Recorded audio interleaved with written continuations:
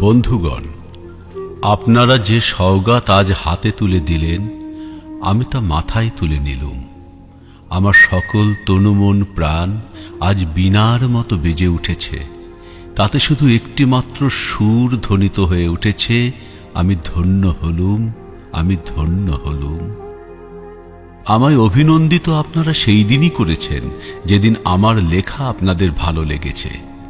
বিংশ শতাব্দীর অসম্ভবের সম্ভাবনার যুগে আমি জন্মগ্রহণ করেছি। এরই অভিযান সেনাদলের তুর্যবাদকের একজন আমি। এই হোক আমার সবচেয়ে বড় পরিচয়। আমি এই দেশে, এই সমাজে জন্মেছি বলেই শুধু এই দেশেরই, এই সমাজেরই নই, আমি সকল দেশের, সকল মানুষের। কবি চায় না দান, কবি চায় অঞ্জলি, কবি চায় প্রীতি। কবিতা আর দেবতা সুন্দরের প্রকাশ। সুন্দরকে স্বীকার করতে হয় যা সুন্দর তাই দিয়ে। সুন্দরের ধ্যান, তার স্তবগানই আমার ধর্ম। তবু বলছি, আমি শুধু সুন্দরের হাতে বীণা, পায়ে পদ্ম ফুলই দেখিনি, তার চোখে চোখ ভরা জলও দেখেছি। শ্মশানের পথে, গোরস্থানের পথে তাকে ক্ষুধাদীর্ণ মূর্তিতে ব্যথিত পায়ে চলে যেতে দেখেছি। যুদ্ধভূমিতে তাকে দেখেছি, কারাগারে অন্ধকূপে তাকে দেখেছি, ফাঁসির মঞ্চে তাকে দেখেছি। আমাকে বিদ্রোহী বলে খামোকা লোকের মনে ভয় ধরিয়ে দিয়েছেন কেউ কেউ। এই নিরীহ জাতটাকে আঁচড়ে কামড়ে তেড়ে নিয়ে বেড়ানোর ইচ্ছা আমার কোনো দিনই নেই। আমি বিদ্রোহ করেছি, বিদ্রোহের গান গেয়েছি, অন্যায়ের বিরুদ্ধে, অত্যাচারের বিরুদ্ধে। যা মিথ্যা, কলুষিত, পুরাতন, পচা, সেই মিথ্যা সনাতনের বিরুদ্ধে। ধর্মের নামে ভণ্ডামি ও কুসংস্কারের বিরুদ্ধে। কেউ বলেন আমার বাণী জবন, কেউ বলেন কাফের। আমি বলি, ও দুটোর কোনোটাই নয়। আমি কেবলমাত্র হিন্দু মুসলমানকে এক জায়গায় ধরে এনে হ্যান্ডশেক করাবার চেষ্টা করেছি। গালাগালিকে গলাগলিতে পরিণত করার চেষ্টা করেছি। সে হাতে হাত মিলানো যদি হাতাহাতির চেয়েও অশোভন হয়ে থাকে, তাহলে ওরা আপনি আলাদা হয়ে যাবে। আমার গাঁট ছড়ার বাঁধন কাটতে তাদের কোনো বেগ পেতে হবে না। কেননা একজনের হাতে আছে লাঠি, আর একজনের আস্তিনে আছে ছুরি। হিন্দু মুসলমানে দিন রাত হানাহানি, জাতিতে জাতিতে বিদ্বেষ, যুদ্ধ বিগ্রহ, মানুষের জীবনে একদিকে কঠোর দারিদ্র্য, ঋণ, অভাব, অন্যদিকে লোভী অসুরের যক্ষের ব্যাংকে কোটি কোটি টাকা পাষাণ স্তূপের মতো জমা হয়ে আছে। এই অসাম্য ভেদজ্ঞান দূর করতেই আমি এসেছিলাম। আমার কাব্যে, সঙ্গীতে, কর্মজীবনে অভেদ সুন্দর সাম্যকে প্রতিষ্ঠিত করেছিলাম। আমি যশ চাই না, খ্যাতি চাই না, প্রতিষ্ঠা চাই না, নেতৃত্ব চাই না। জীবন আমার যত দুঃখময়ী হোক, আনন্দের গান, বেদনার গান গেয়ে যাব আমি। দিয়ে যাব নিজেকে নিঃশেষ করে, সকলের মাঝে বিলিয়ে। সকলের বাঁচার মাঝে থাকবো আমি বেঁচে। এই আমার ব্রত, এই আমার সাধনা, এই আমার তপস্যা।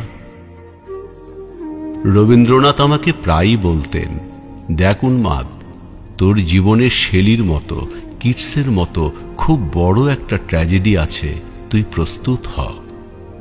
জীবনের সেই ট্র্যাজেডি দেখবার জন্য আমি কতদিন অকারণে অন্যের জীবনকে অশ্রুর বর্ষায় আচ্ছন্ন করে দিয়েছি। কিন্তু আমার জীবন রয়ে গেল বিশুষ্ক মরুভূমির মতো তপ্ত, মেঘের ঊর্ধ্বে শূন্যের মতো, কেবল হাসি, কেবল গান, কেবল বিদ্রোহ। আমার বেশ মনে পড়ছে একদিন আমার জীবনের মহা অনুভূতির কথা।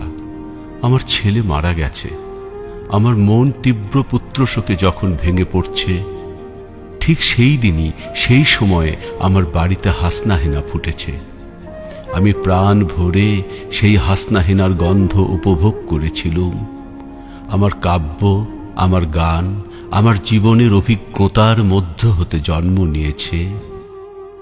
যদি কোনোদিন আপনাদের প্রেমের প্রবল টানে আমাকে আমার একাকিত্বের পরম শূন্য থেকে অসময়ে নেমে আসতে হয়, তাহলে সেদিন আমায় মনে করবেন না আমি সেই নজরুল অনেক দিন আগে মৃত্যুর খিড়কি দুয়ার দিয়ে পালিয়ে গেছে।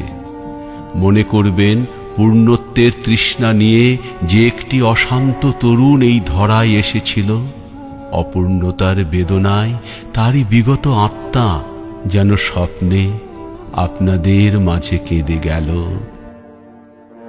যদি আর বাঁশি না বাজে, আমি কবি বলে বলছি নে, আমি আপনাদের ভালোবাসা পেয়েছিলাম, সেই অধিকারেই বলছি, আমায় আপনারা ক্ষমা করবেন, আমায় ভুলে যাবেন।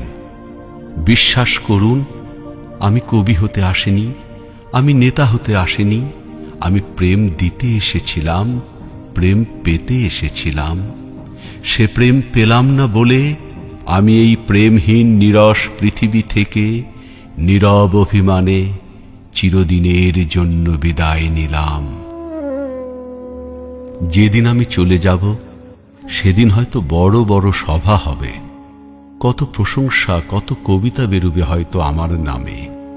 দেশপ্রেমিক, ত্যাগী, বীর, বিদ্রোহী, বিশেষণের পর বিশেষণ টেবিল ভেঙে ফেলবে থাপ্পড় মেরে বক্তার পর বক্তা। এই অসুন্দরের শ্রদ্ধা নিবেদনের শ্রাদ্ধ দিনে বন্ধু তুমি যেন যেও না, যদি পারো চুপটি করে বসে আমার অলিখিত জীবনের কোনো একটা কথা স্মরণ করো। তোমার ঘরের আঙ্গিনায় বা আশেপাশে যদি একটি ঝরা পায়ে পেশা ফুল পাও, সেইটিকে বুকে চেপে বলো, বন্ধু আমি তোমায় পেয়েছি। তোমাদের পানে চাহিয়া বন্ধু আর আমি জাগিব না, কোলাহল করি সারা দিনমান, কারো ধ্যান ভাঙিব না। নিশ্চল নিশ্চুপ আপনার মনে পড়িব একাকী, গন্ধ বিধুর ধূপ।